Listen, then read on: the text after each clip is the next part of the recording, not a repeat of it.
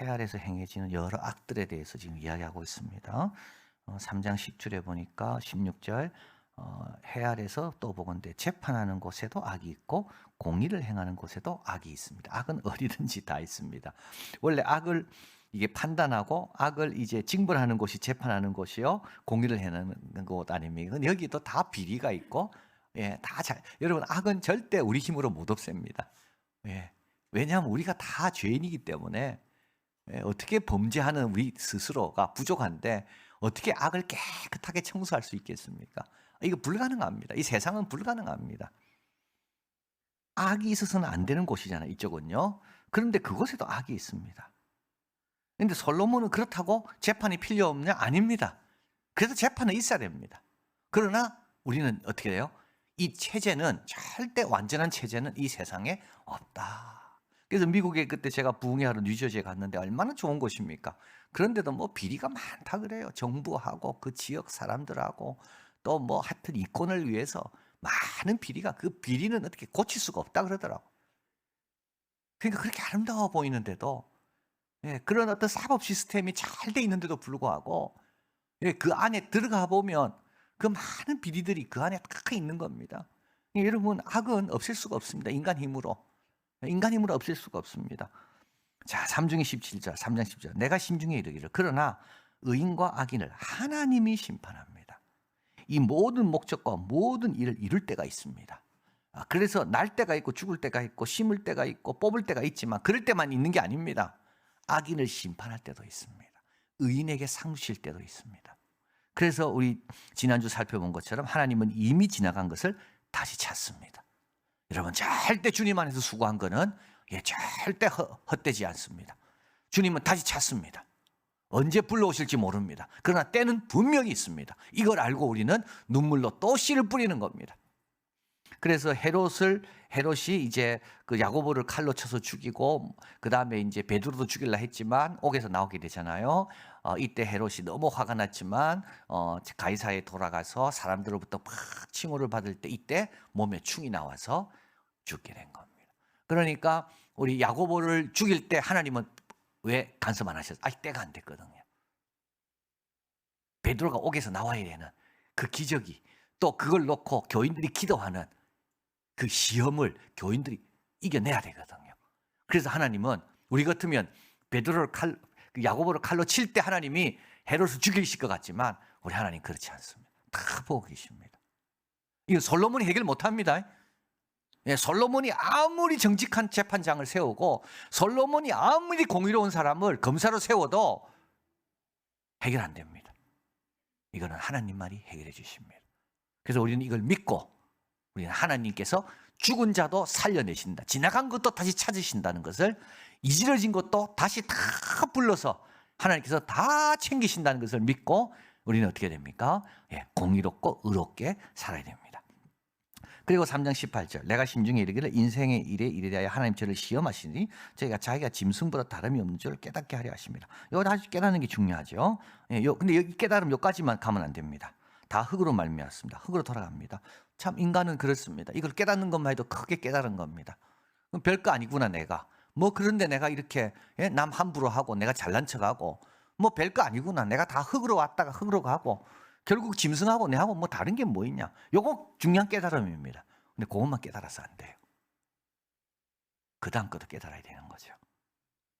21절, 인생의 혼은 위로 올라가고 짐승의 혼은 아래고 땅으로 내려갑니다. 보이지 않는 영역에서는 완전히 다릅니다. 보이는 영역은 비슷합니다. 그러나 보이지 않는 곳에 딱 들어가면 완전히 차이가 나타납니다. 짐승의 혼은 몸과 함께 죽을 때 사라져버립니다. 그래서 뭐 이런 쓸데없는 질문하는 사람이 있어요. 개가 죽으면 그 영혼은 어떻게, 그런 쓸데없는 질문하는 사람들이 있어요. 신학자들이 그런다는 게, 신학자들이요. 신학자들이 고양이가 죽으면 이 영혼은 어떻게 될까? 개가 죽으면, 끝나는 거죠. 영혼은 인간에게만 있는 거지. 그 참 신학자들이 할 일이 너무 없는가 봐요. 그래서 강아지, 개, 이런 강아지는 같은 거죠. 장례식 치르면서 이 영혼이 지금 주님 품에 가 있다, 위로받으시고, 무슨 그 위로입니까 그게. 완전 사입이야, 사입이. 그냥 동물은 죽으면 끝이에요, 그냥. 그게 원래 하나님이 그렇게 창조하신 거고, 그래서 인간만이 특별한 거예요. 인간은 하나님과 영원히 교제하기 위해서 인간에게만 하나님께서 영혼을 주신 거거든요. 그런데 정말 한심한 사람들이, 그리고 굉장히 이런 사람들이 스스로 생각합니다. 내가 앞서 있다고, 새로운 영역을, 신학을 개척한다고. 다 엉터리입니다. 자, 그래서 짐승의 혼은 몸과 함께 죽을 때 사라져 끝납니다. 사람의 혼은 그렇지 않습니다. 부활의 몸을 기다립니다. 3장 22절. 그러므로 내 소견의 사람이 자기 일에 즐거워하는 것보다 더 나은 것이 없습니다. 이는 분복입니다. 신후사, 이거는 몸이고 후에 일어날 일입니다.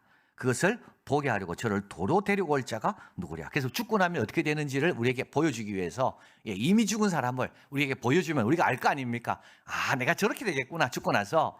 그렇게 생각하면서 더 열심히, 더 신실하게 살 거겠죠. 그래서 솔로몬은 여기까지입니다. 그러니까 솔로몬은 깨닫긴 깨달았는데, 아, 인간이 동물과 다름이 없구나. 다 흙으로 돌아가는구나. 뭐 그렇게 잘난 게 없구나, 인간이. 그런데 하나님께서 인간에게는 뭔가 다른 걸 주셨구나. 그래서 동물은 땅으로 가지만 인간은 죽고 난 다음에 뭐가 위로 올라가는 거구나. 근데 누군가 그 올라간 모습이 어떤 모습인지를 보여줬다면 참 좋을 건데, 그게 어떤 모습인지 몰라서 내가 더 이상 말할 수가 없구나. 이제 그겁니다. 근데 우리는 알죠. 부활의 첫 열매, 바로 예수님인 겁니다.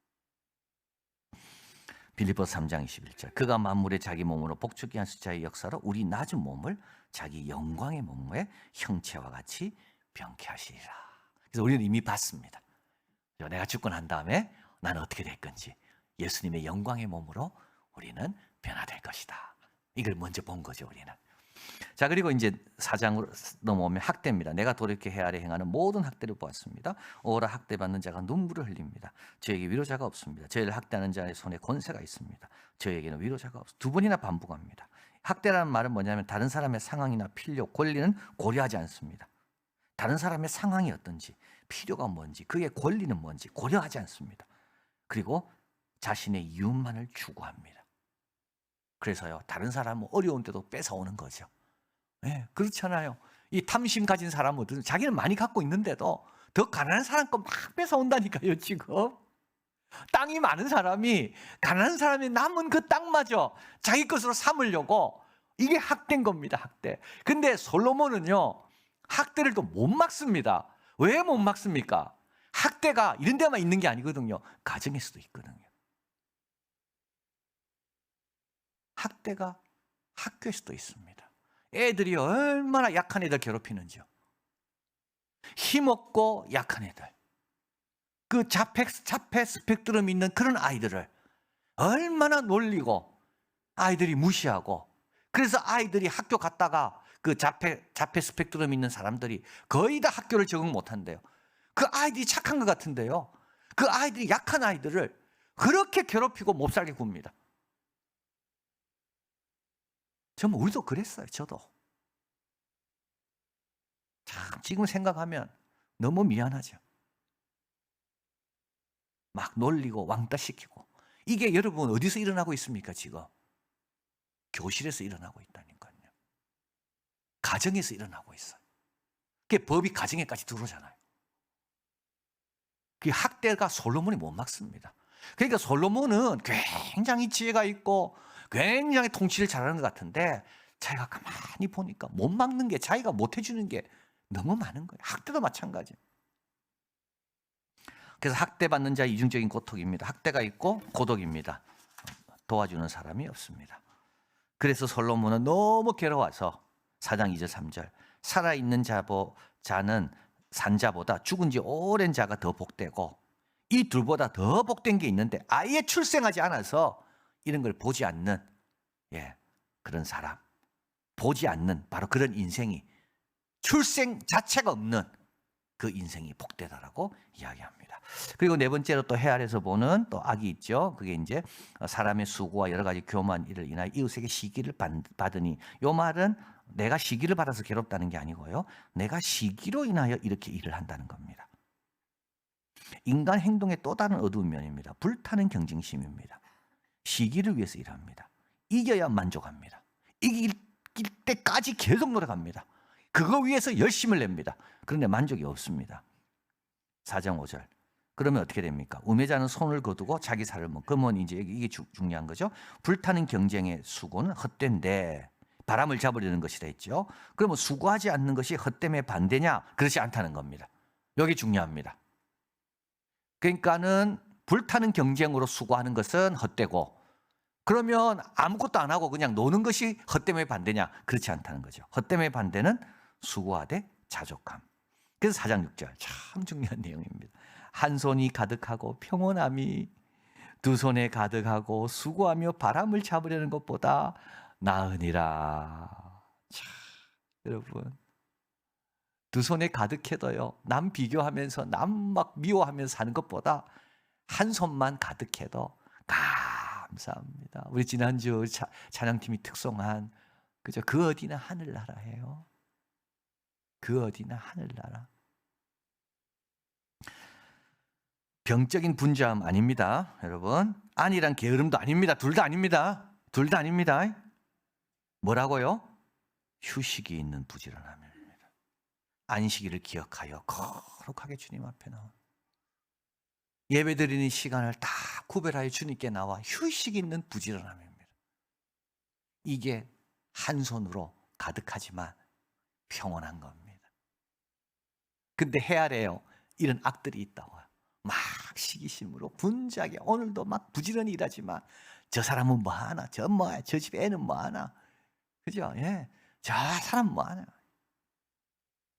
넉넉하게 소유하는 두 방법이 있습니다. 하나는 더욱더 많이 축적하는 것이고 또 하나는 덜 욕망하는 것이다. 그래서 여러분 항상 우리 이야기하잖아요. 인간의 욕망은 끝이 없기 때문에 항상 부족한 거예요. 항상 부족해. 부족한 이유는 물건이 없어서가 아니라 욕망이 커서 그렇죠. 예, 물건은 채워질 수 있습니다. 그런데 채워 나면 욕망은 이미 벌써 딴 데 가 있습니다. 욕망이 항상 더 큽니다. 그래서요, 절대 만족이 없습니다. 절대 만족이 없습니다. 그래서 우리는 덧셈보다 뺄셈을 통해 만족하는 법을 배워야 된다. 자꾸 빼기 연습을 해야 되는 겁니다. 내가 참 아무것도 없을 때 하나님이 이렇게 축복하셨고 또 뭐 별거 없어도 내 마음이 이렇게 부요하고 한 손만 가득해도 하나님 감사합니다. 자, 이런 세상에 우리 주님이 오신 겁니다. 그죠? 잘못된 경쟁에 빠져 있고 학대가 있지만 도와줄 사람 아무도 없고, 공의가 써야 될 그곳대로 공의도 없고, 이런 세상에 우리 주님이 오셨습니다. 그래서 누가복음 2장 10절 11절 천사가 이르되 무서워 말라 보라 내가 온 백성에게 이 학대받는 자에게 공의의 피해를 입는 그 자에게도 막 시기로 인하여 쉬지 못하는, 휴식하지 못하고 매일 막 아침 일찍부터 설치되지만 만족이 없는 그런 사람에게도 큰 기쁨의 좋은 소식이 있다. 다윗의 동네에 너희를 위하여 구주가 나셨으니 곧 그리스도 주시니라. 빌립보서 3장 1절 정말로 나의 형제들아 주 안에서 기뻐해라. 여러분, 기쁨이 없는 세상입니다. 지금 솔로몬은 기쁨이 전혀 있을 수가 없지요. 차라리 안 태어난 게 더 낫다 그랬잖아요. 그런데도 주님 계시기 때문에 기뻐해라. 주 안에서 기뻐해라. 그래서 이 기쁨이라는 게 오늘날 일어나는 여러 현실에게는 안 맞는 겁니다. 그러나 주 안에서 주님이 계신다. 자, 그래서 로마서 14장 8절입니다. 우리가 살아도 주를 위하여 살고 죽어도 주를 위하여 죽나니 그러므로 사나 죽으나 우리가 주의 것이로다. 그래서 우리 지난주 목요일에 우리 목사님들이 모여가지고 이제 이한 결의를 한 다음에 우리 이제 제일 젊은 목사님 보고 마무리 기도를 하라 그랬어요. 근데 이제 그분이 이제 성악 출신이거든요. 근데 이제 제 옆에 앉았는데 뭐 자기가 이제 찬송을 좀 하고 싶었던 모양인가 봐. 그래서 핸드폰에 악보가 늘 있더라고, 계속. 그래서 이제 본인 보고 좀 기도하시라 했더만 그분이 기도 대신 찬양하면 안 되겠냐고. 그래서 찬양하시라고. 이 곡입니다. 내가 사나 죽으나 나는 주의 것입니다. 여러분 가만히 한번 보십시오. 목자가 있는 양은요, 그 양을 건드리면요, 목자 가만히 있겠습니까?